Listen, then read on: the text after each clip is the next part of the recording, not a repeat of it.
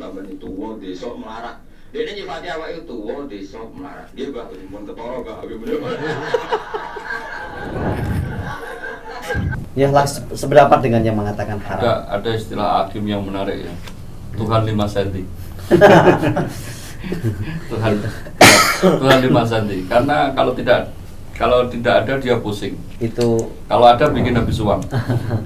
Sepakat adanya perbedaan pandangan mengenai hukum rokok, yaitu antara makruh dan haram. Bahwa Dalil umum. ya rokok itu ya mungkin tidak boleh lah. Kalau haram kok saya belum berani mengatakan karena dalilnya tadi ini tadi ya. Rokok itu memang tidak boleh karena faktor-faktor realita bahaya rokok yang secara survei baik dilakukan oleh akademisi maupun oleh praktisi di lapangan bahwa rokok itu memang berbahaya.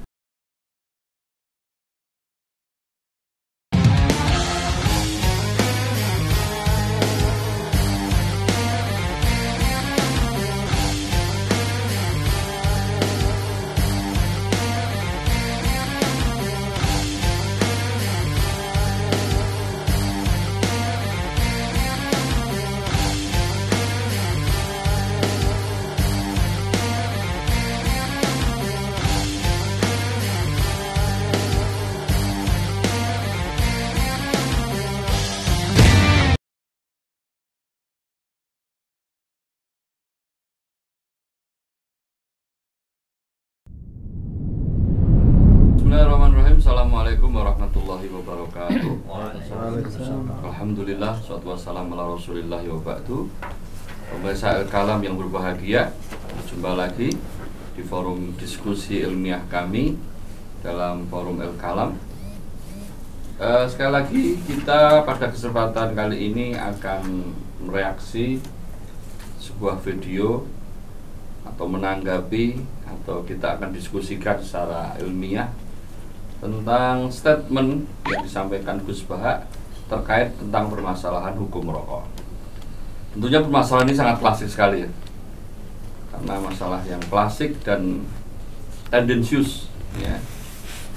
Ini sengaja kita angkat ya untuk konten Al-Kalam saja lah, karena Al-Kalam belum pernah mengangkat tentang permasalahan rokok ya. Kalau kita cari, kita searching di YouTube, di internet sudah banyak yang berbicara tentang rokok.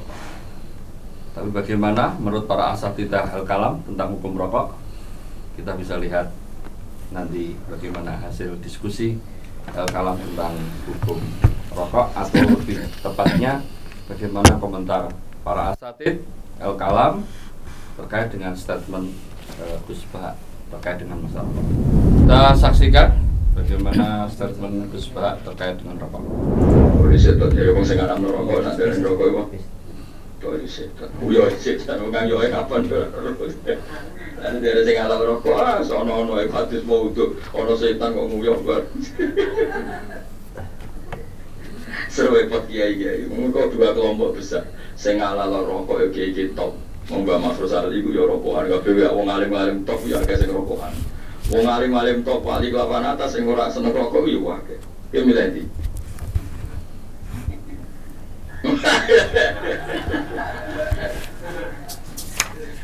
Aku jeling di kono wali terkenal men rokokan. Walhasil kiai sing wali sing ora rokok iku ngenyek. Mun eling pangeran kok ngebal buli pangeran. Nah, wong eling pangeran kan yakin pangeran itu istilahno ning ngarepe. Aku ora muni ning ngarepe istilahno ning ngarepe. Kaya wong nek salat ora oleh ngidu ning ngarep. Dewe Nabi fa inna wa qibala wajhi da salam ka wa ning ngarep ketika wong iki kok kebal kebuli. Singkat cerita wali sing rokok iku krungu. Jabe nak Allah laisa bimakan, nek ora di tempat dadi ora kena kebulane rokok. Wali kok bata-bata. Ya berarti awalnya saya makan, betul. Seono. Ini loh jelas itu rokok lah iso dipuji dalam konteks ini iso dipuji. Jadi mau ono wong itu rokok dengan dari kena rokok terus mati. Rokok itu membunuh. Tapi wong itu rokok itu sudah betul. Kan rokok malah mati. Terus mendarat. Udah gitu. Mati loro di infus itu baru bojone metu, bolak-balik bojoku penting. Iku bojone nunggone ora wani tenan. Buar bojone metu sibusan. Ngomong santri terus motor. Lah sing jenis iki cerita, kula niku kiai, Gus Kiai tuwa desa. Ono tambane tuwa desa melarat. Dene nyifati awake tuwa desa melarat. Nggih, Mbah, pun ketara, Mbah.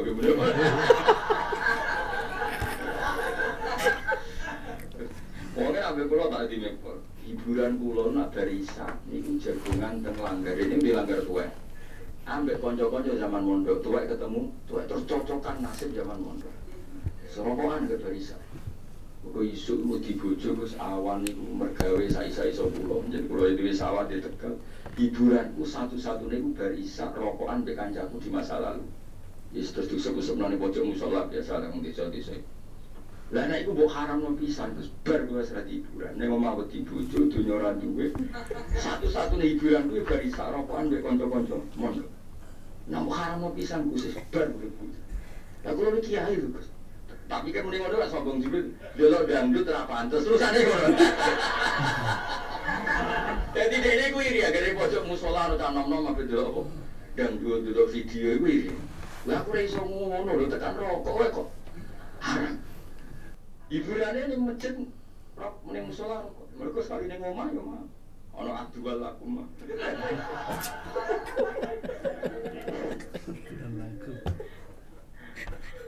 Setuju Gus Pak. Misalnya jadi kiai posisimu kaya aku, terus dipamiti ngono iki.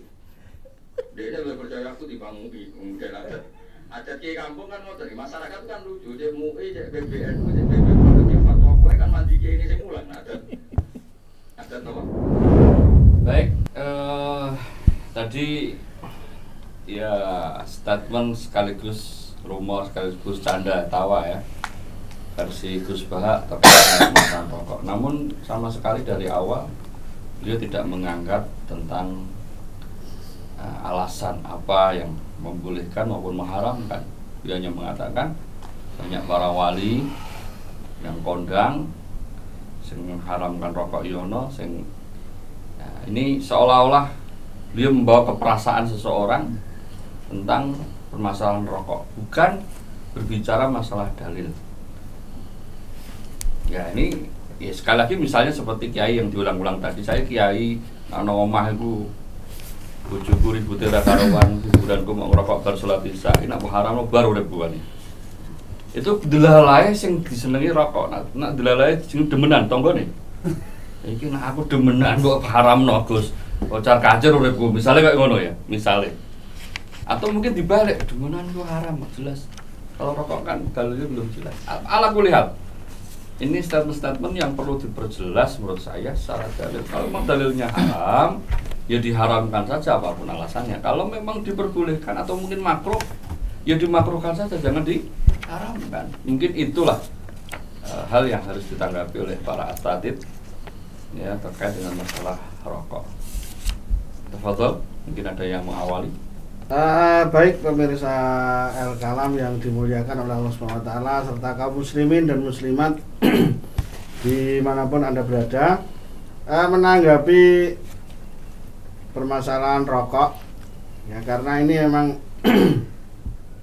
termasuk permasalahan-permasalahan yang dalilnya dondiyah, jadi pasti akan terjadi perbedaan pendapat. Akan tetapi kita sebagai orang yang bertakwa itu adalah sejauh mungkin sebisa mungkin ya kita kita menetapkan sebuah hukum itu atas dasar ketakwaan kepada Allah Subhanahu wa taala, takut akan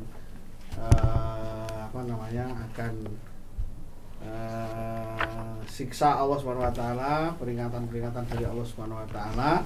Ya, memang harus kita jauhkan dari perasaan, kita jauhkan dari aspek budaya atau aspek ekonomi atau aspek yang lainnya.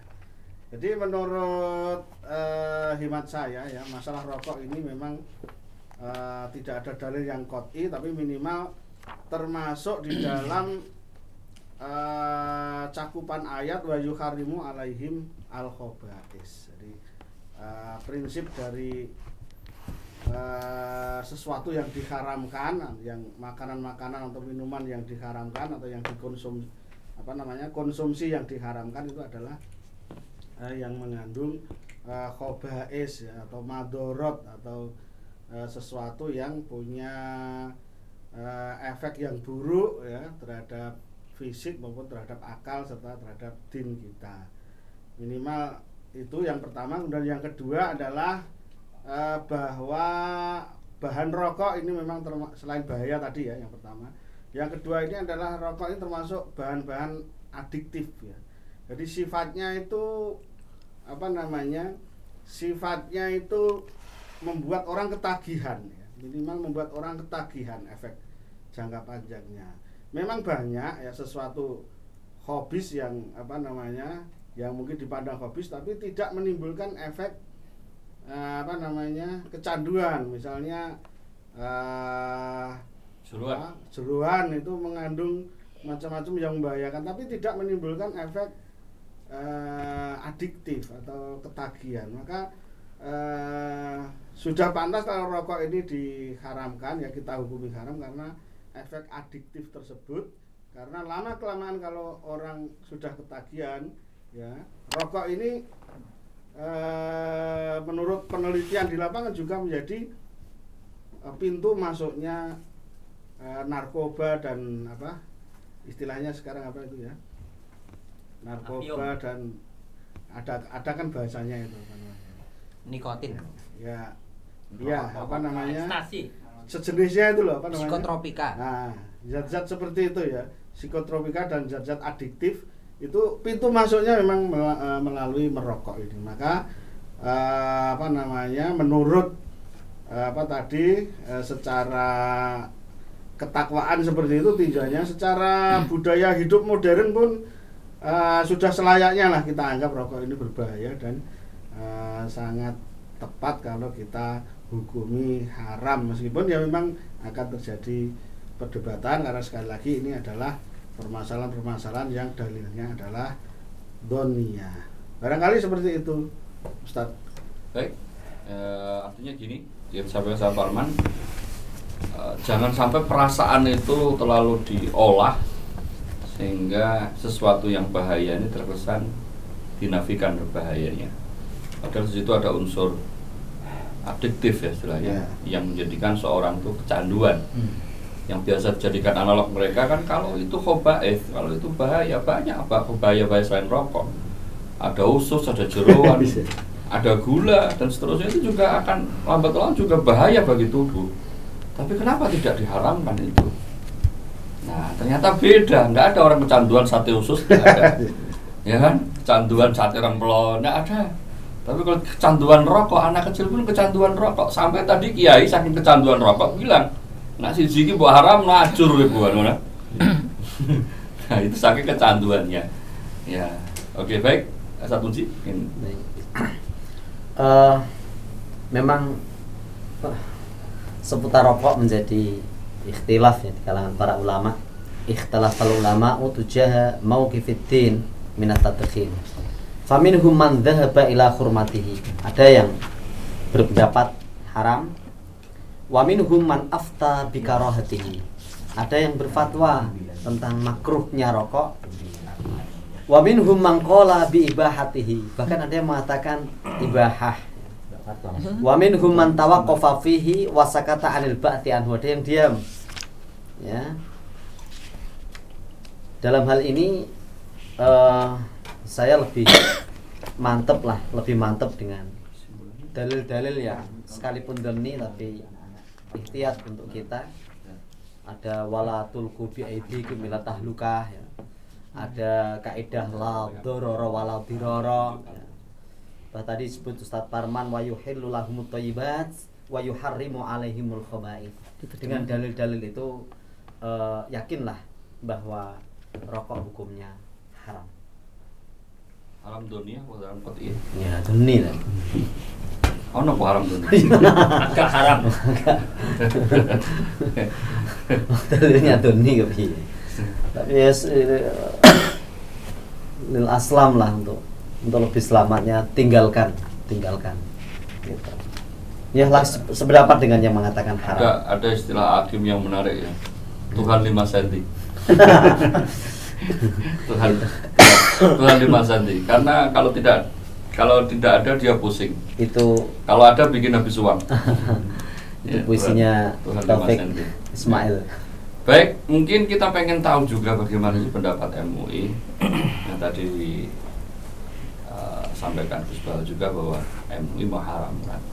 Apa benar mengharamkan? Mungkin Ustaz Imad bisa menyampaikan kesimpulan saja. Ya, ketentuan hukum ya dari ini sebenarnya sudah lama dibahas ya Al-Kalam semuanya oleh Ijtima Komisi Fatwa MUI tahun 2009 di Sumatera Barat. Itu sudah cukup lama. Tapi belum jadi fatwa ya? Dari penelusuran ataupun yang saya tahu belum jadi fatwa. Belum jadi fatwa, baru rumusan ya? Rumusan.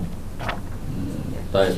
Ketentuan hukum yang pertama, Ijtima Ulama Komisi Fatwa MUI se-Indonesia ketiga sepakat adanya perbedaan pandangan mengenai hukum rokok, yaitu antara makruh dan haram.